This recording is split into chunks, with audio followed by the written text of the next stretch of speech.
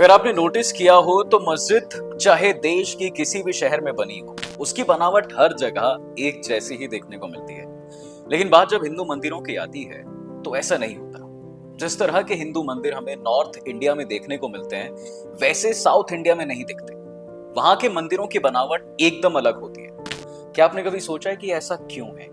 अगर सभी मंदिरों में भगवान ही पूजे जाते हैं तो उनकी बनावट एक दूसरे से अलग क्यों रहती है?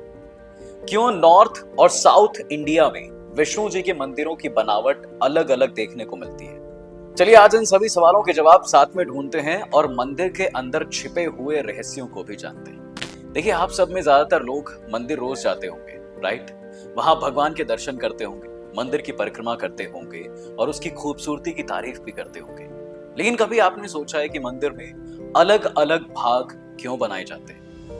कहते हैं कि मंदिर एक शरीर की तरह होता है और उसमें स्थापित भगवान उस मंदिर की आत्मा होते हैं। तभी तो हिंदू धर्म में मंदिर सिर्फ एक खूबसूरत बिल्डिंग नहीं, बल्कि एक पूजनीय स्थल है जहां जाकर लोग सुकून और शांति का एहसास करते हैं। इसलिए प्राचीन काल में मंदिर बनाने वाले को मजदूर नहीं बल्कि शिल्पकार कहा जाता है, क्योंकि वो मंदिरों को सिर्फ ईंट या मिट्टी से जोड़कर नहीं बनाते, बल्कि सनातन धर्म के दर्शनों, विचारों और आदर्शों को ध्यान में रखकर आकार देते हैं। वैसे मंदिर की वास्तुकला यानी कि उसके आर्किटेक्चर को समझने के लिए हमें ये जानना बहुत जरूरी है कि आखिर इसका जन्म कैसे हुआ और इंसानों को इसकी प्रेरणा कहां से मिली। आपको बता दें कि वास्तुकला का इतिहास वैदिक काल का बताया जाता है। हमारे वेदों में कई जगहों पर वास्तुपति नाम के देवता का जिक्र किया गया है, जिन्हें आचार्य सायण ने ग्रह यानी कि घर का रक्षक बताया है। पर जब बात ग्रह सूत्रों की जाती है तो हम देखते हैं कि वहां पर वायु और वरुण देव की पूजा ज्यादा होती है, जिससे यह अंदाजा लगाया जा सकता है कि प्राचीन काल के घर वायु और बारिश से नष्ट हो जाते होंगे। इसलिए ग्रह सूत्र में वायु और वरुण देव की पूजा बताई गई है ताकि हमारे घर सुरक्षित रह सके। अब इसका मतलब है कि वैदिक काल में वास्तुकला का काफी महत्व था। वैसे इसका एक प्रमाण हमें मार्कंडे पुराण में भी देखने को मिलता है। मार्कंडे पुराण के 49वें अध्याय में यह कहा गया था कि शुरुआती दौर में मनुष्य पर्वतों और नदियों के तट पर रहा करते थे, लेकिन तब गर्मी और सर्दी के मौसम में उसे दिक्कतें होने लगी, तो उसने नगरों का निर्माण करना शुरू कर दिया और इन नगरों में उसने गुफाओं और वृक्षों के आर्टिफिशियल घर बना दिए। इसी बात से यह अनुमान लगाया जा सकता है कि वास्तुकला की प्रेरणा मानव को वृक्षों से मिली, क्योंकि सबसे पहले वो इसी में घर बनाकर रहा करते थे। आइए अब बात करते हैं मंदिर के वास्तुकला की, जिसे दो भागों में बांटा गया, जिसमें से एक है नागर शैली और दूसरी है द्रविड़ शैली। देखिए, आमतौर पर नॉर्थ इंडिया के मंदिर नागर शैली में बनाए गए हैं और साउथ इंडिया के द्रविड़ शैली में। पर इसमें भी नागर और द्रविड़ शैली के अंदर कई अलग अलग तरह के मंदिर होते हैं। जैसे नागर शैली के अंदर सोलंकी, चंदेल और उड़ीसा टाइप के मंदिर होते हैं, राइट? तो चलिए सबसे पहले नागर शैली के मंदिरों को समझते हैं और जानते हैं कि उसमें क्या होता है। तो उड़ीसा में मंदिरों का देउल या फिर देवल कहा जाता है और उस मंदिर में जो गर्भगृह होता है उसे श्री मंदिर कहते हैं। सबसे पहले बात करते हैं श्री मंदिर यानी गर्भगृह की। बता दें कि गर्भगृह 4 हिस्सों में बांटा जाता है और इसमें जो सबसे पहले इसका आधार होता है उसे पिष्ट कहते हैं। अगर आप लोगों ने गौर किया हो तो नॉर्थ इंडिया के प्राचीन मंदिरों को बनाने से पहले एक प्लेटफॉर्म तैयार किया जाता था और फिर उसी के ऊपर मंदिर का निर्माण होता था। इस प्लेटफॉर्म को अधिष्ठान कहा जाता था और इसे ही हम पिष्ट कहते हैं। पिष्ट बनने के बाद बाड़ बनाई जाती है और ये मंदिर की वो पहली दीवार होती है जिस पर शिखर रखा जाता है। इस बाड़ के टॉप और बॉटम में लहरों जैसी आकृति बनी होती है, जिसे ऊपरी और निचली जंघा माना जाता है। इन दोनों के बीच में भी एक भाग होता है जिसे वरंड कहते हैं। अब अगर बाड़ के ऊपर को देखें तो शिखर जैसा एक आकार दिखाई पड़ता है जिसे कंडी कहते हैं। इसमें एक खास तरह का एक ऐसा टेक्सचर बना होता है जो उसे अलग अलग भागों में बांटता है, जिसे भूमि और अमल कहते हैं। अब दो अमलों के बीच के हिस्से को भी भूमि कहा जाता है। आप जानते हैं कि गंडी के ऊपर स्थित मंदिर के शिखर के बारे में, जिसका ऊपरी हिस्सा 4 भाग में बटा होता है। आपको बता दें कि ऊपरी हिस्से का जो निचला हिस्सा है स्क्वायर शेप का वो होता है, जिसे कंठ कहा जाता है। ये मेजरमेंट में थोड़ा सा छोटा होता है, जिसके ऊपर आता है आमलक, जो कमल के फूल या फिर सूर्य की तरह दिखाई पड़ता है। इसे भगवान का सिंहासन भी कहा जाता है।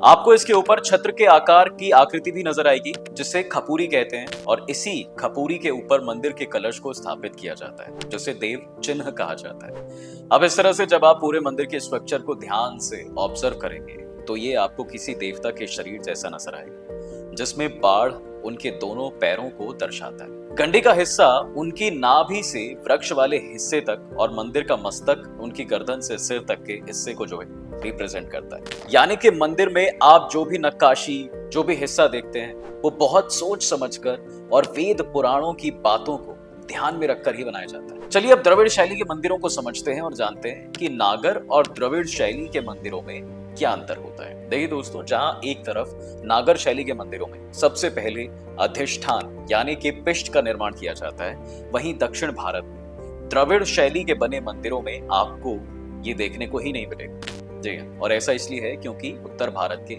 जो भी नागर शैली के मंदिर हैं वो पंचायतन मंदिर होते हैं, यानी कि उसमें 5 अलग अलग शिखर होते हैं। ऐसे में उन सभी शिखरों को एक पूरे मंदिर के रूप में दिखाने के लिए एक प्लेटफॉर्म तैयार करके अधिष्ठान का निर्माण किया जाता है, जो कि आपने खजुराहो के कंदरिया महादेव जी के मंदिर में देखा होगा, जो कि अधिष्ठान पर बना हुआ है। और ऐसा इसलिए है क्योंकि इसमें एक मुख्य शिखर और 4 छोटे छोटे शिखर हैं, यानी कि ये एक पंचायतन मंदिर की तरह बना हुआ है। वहीं अधिष्ठान के ऊपर बने गर्भगृह के आकार की बात करें तो ये दोनों शैलियों में लगभग एक जैसा ही होता है। बस हाँ, इनकी दीवारों पर जो आकृतियां बनी होती हैं उसमें अंतर देखा जा सकता है। अगर आप नागर शैली के मंदिरों को देखेंगे तो इनके गर्भगृह की दीवारों का कुछ हिस्सा आपको बाहर की ओर निकला हुआ दिखाई देगा, जो दीवार के निचले भाग से लेकर ऊपर वाले भाग तक जाता है, जिसे रथ कहते हैं। पर ऐसा कुछ द्रविड़ शैली के मंदिरों में देखने को ही नहीं मिलता।